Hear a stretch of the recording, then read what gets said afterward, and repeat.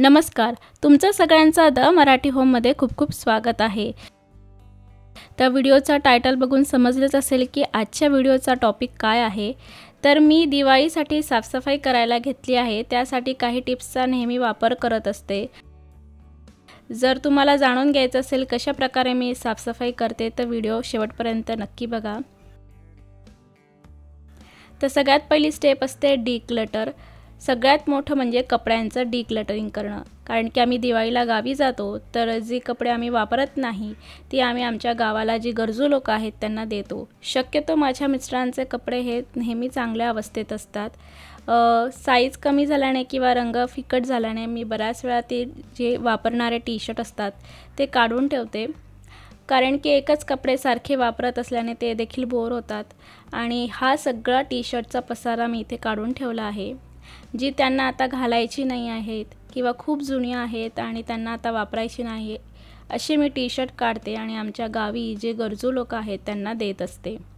त्याचप्रमाणे मुलांचे कपडे असेल किंवा माझे देखील कपडे असतात, जर अगदी खराब झाले असतील तर त्यांना टाकून देते आणि जे चांगल्या अवस्थेत असतील कोणी घालू शकतील अशा जे कपडे आहेत ते मी एका बॅगेत भरून ठेवते। म्हणजे आम्ही जेव्हा गावी जातो तेव्हा ती बॅग आमच्यासोबत घेऊन जात असतो। याचे फायदे हे आहेत की दिवाळीसाठी प्रत्येक जण काही ना काही कपडे खरेदी करत असतो। जर तुम्ही जुने कपडे काढली तर त्या जागी तुम्ही जी नवीन घेतलेली कपडे आहेत ती सहजपणे ठेवू शकतात। कपड्यांचा जास्त पसारा तुमच्या कपाटात होत नाही, कपडे ढीगभर होत नाही आणि नंतर आवरायला देखील तुमची जीवावर येत नाही। त्यानंतर मेकअपच्या बाबतीत देखील मला नेल पेंट लावण्याचा खूप शौक आहे आणि त्यामुळे माझ्याकडे भरपूर नेल पेंट तुम्हाला दिसत असतील वेगवेगळ्या कलरचे। त्याचप्रमाणे काही मेकअप प्रॉडक्ट असतील जे मी आता वापरत नाही किंवा एक्सपायर्ड झाली आहेत त्यांना मी काढली आहेत। दुसरी स्टेप जी असते की घरातल्या भिंतींना एकदा चांगल्या कापडाने पुसून काढते। जाळं काढताना काय होतं की आपण जे वरती सिलिंगला लागलेले जाळं असतं ते आपण झाडूने काढतो, परंतु सगळ्यात जास्त धूळ ही भिंतींवरती बसलेली असते आणि प्रत्येक जण जाळं काढतं परंतु भिंती मात्र कोणी पुसत नाही। त्यामुळे जी खरी ॲक्च्युअल धूळ आपल्या घरात जी असते ती भिंतींवरती असते। त्यामुळे दिवाळीमध्ये मी रोज एक रूमच्या सगळ्या भिंती या पुसून काढते। एकाच दिवशी सगळ्या भिंती पुसणं जरा अवघड असतं, कोणाला शक्य होत नाही, म्हणून एक दिवशी एक रूम पकडून सगळ्या भिंती या कापडाने पुसून काढते। आणि तुम्ही बघू शकतात किती घाण झालं आहे कापड इथे। त्यानंतर आहे व्हॅक्युमिंग करणं। तुमच्या घरामध्ये जे सोफा असतील, चेअर असेल किंवा गादी असेल बेडरूममधल्या त्यांना मी एकदा चांगली व्हॅक्यूम करून घेते। गावीकडे कसं की जी गाद्या वगैरे असतात त्या उन्हात टाकण्याची पद्धत आहे, म्हणजे चांगलं ऊन बसलं की त्यावरती गाद्या या फुलतात। त्याशिवाय बॅक्टेरिया असेल किंवा घाणेरडा वास असेल तो सूर्यप्रकाशात ठेवल्यानंतर जातो, परंतु आपल्या मुंबई पुण्याकडे अशी सुविधा उपलब्ध नसते। त्यामुळे त्या जे केस असतील आपल्या गादीवरती पडलेले किंवा घाण असेल ती साफ करण्यासाठी व्हॅक्यूम क्लीनर एक चांगला उपकरण आहे। त्याच्यामुळे तुम्ही चांगल्या प्रकारे गादी ही व्हॅक्यूम करू शकता। तसेच तिला दर 4 महिन्याने उलटी करून टाका, म्हणजे ती लवकर खराब होत नाही। त्याचप्रमाणे मी जे काही बेड असतात आपल्या घरातले त्याच्यात बेड बॉक्स असतो किंवा स्टोरेज असतं, तर एकदा दिवाळीच्या साफसफाई करताना सगळ्या जे अंथरूण असेल किंवा काही वस्तू मी बेड बॉक्समध्ये ठेवते त्या सगळ्या काढून घेते आणि आत बघू शकतात की अशा प्रकारची कचरा या बेड बॉक्समध्ये गेलेलाच असतो। वरचेवर आपलं घर कितीही साफ असलं तरी आपण बघू शकतात की आत बरीच धूळ जाते, कचरा जातो। त्यामुळे मग मला व्हॅक्यूम करणं खूप सोयीस्कर असतं। जर तुमच्याकडे व्हॅक्यूम नसेल तर कपड्याने पुसून सगळे तुम्ही कचरा साफ करू शकता। त्यानंतर मी पुन्हा एकदा जो बेड बॉक्स आहे तो रचून घेते, सगळ्या वस्तू या जागच्या जागी ठेवून देते। शिवाय बेड बॉक्समध्ये वस्तू ठेवण्यासाठी मी अशा प्रकारच्या ज्या वापरात नसलेल्या ज्या बॅग्स आहेत त्याचा वापर करते, म्हणजे एक वस्तू ठेवण्यापेक्षा अशी बॅगमध्ये ठेवा म्हणजे ती खराब होणार नाही। त्याचप्रमाणे जे एक्स्ट्राचे आपले कपडे असतील किंवा एक्स्ट्राचे बेडशीट किंवा कर्टन्स असतात बऱ्याच वेळा ते सुद्धा ठेवण्यासाठी मी अशा साडी केसचा वापर करते, म्हणजे त्याचा पसारा होत नाही, धूळ बसत नाही आणि खराबही होत नाही। बऱ्याचदा आपण सगळ्या गोष्टी या क्लीन करत असतो, परंतु जे हिडन कॉर्नर्स असतात म्हणजे तुम्ही फर्निचरमध्ये बघू शकतात की आमच्या सोफा आणि चेअरची अशी डिझाईन आहे आणि बऱ्याचदा या डिझाईनच्या आतमध्ये धूळ अडकते. ती आपण दररोज पुसताना साफ होत नाही. मग दिवाळी असं एक ऑकेजन आहे की आपण जेव्हा डीप क्लिनिंग करायला घेतो तर पूर्ण जे सोफा असेल, चेअर असेल, ती पूर्णपणे गाद्या वगैरे काढून मी त्याला असं पुसून काढते. म्हणजे जी धूळ बसलेली असते ती अगदी स्वच्छ होते.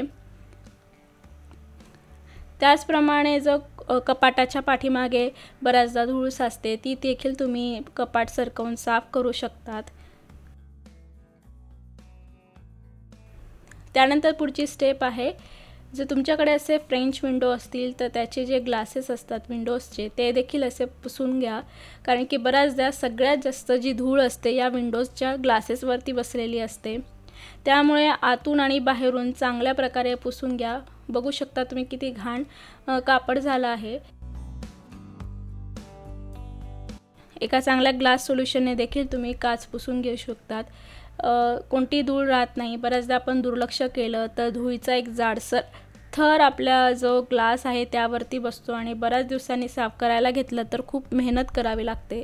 त्यामुळे वेळोवेळी तुम्ही विंडोज नेहमी साफ करत राहायची.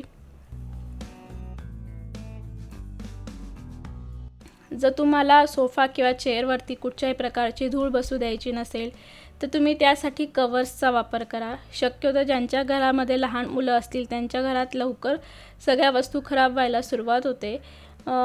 त्यामुळे मी नेहमी सोफा आणि चेअर जे माझ्या लिव्हिंग रूममध्ये ठेवले आहेत त्यांना नेहमी असे कवर्स लावून ठेवते.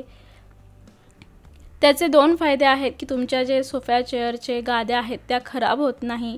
शिवाय एकदम छान वेगवेगळे कलर, वेगवेगळ्या डिझाईनचे जर तुम्ही कवर्स लावले तर तुमच्या लिव्हिंग रूममध्ये सगळ्या गोष्टी या छान दिसतात. एक डेकोरेशन तुमच्या लिव्हिंग रूममध्ये तयार होतं. दिसायलाही अगदी सुंदर दिसतात. तर तुम्ही डस्ट अवॉइड करायची असेल तर तुम्ही अशा प्रकारचे कवर्स लावू शकतात.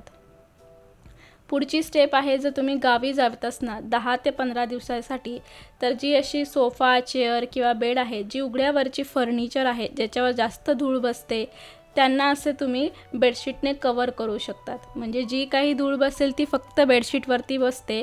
तुमच्या बेडशीटच्या खाली जे सोफा चेअरच्या गाद्या आहेत त्या खराब होणार नाही.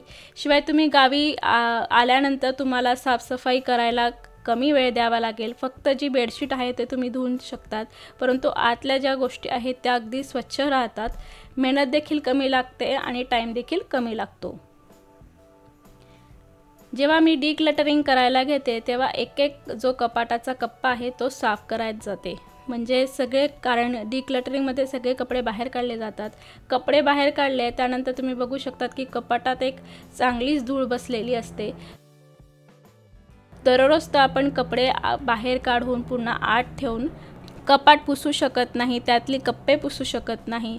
त्यामुळे जेव्हा आपण घर डीप क्लीन करायला घेतो तेव्हा कपाटाचे एक कप्पेमधल्या सगळ्या वस्तू काढून, कपडे काढून मग त्या एका सोल्युशनच्या साहाय्याने चांगल्या कपड्याने पुसून घ्या.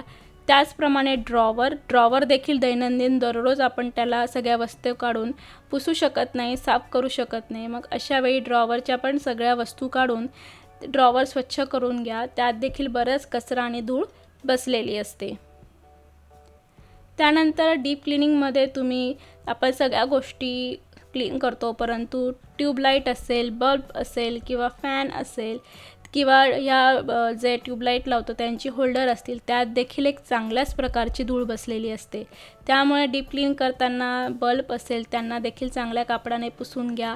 होल्डर देखील चांगल्या कापडाने पुसून काढा. त्याचप्रमाणे ट्यूबलाईट असेल तर ट्यूबलाईटला देखील एका मऊसर कापडाने हलक्या हाताने पुसून काढा. फक्त एकच तुम्हाला लक्षात ठेवायचं आहे, ज्यावेळी तुम्ही पुसता त्यावेळी जी वायर आहे ती होल्डरमध्ये काढून ठेवा. म्हणजे कोणताही अनपेक्षितपणे घडणारी ॲक्सिडेंट किंवा अपघात घडणार नाही. म्हणजे शॉक लागू शकण्याची शक्यता राहणार नाही.